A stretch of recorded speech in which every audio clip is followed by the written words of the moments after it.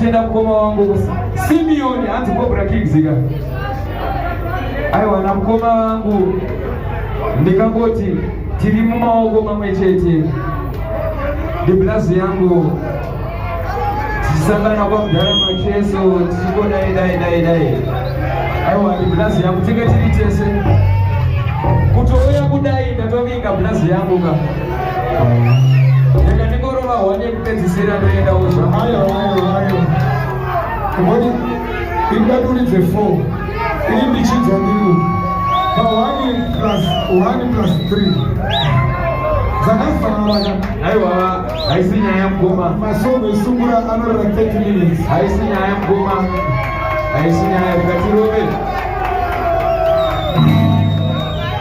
Kuma sana muri mwane. Kama practice. Bili zile umereni. Mocha.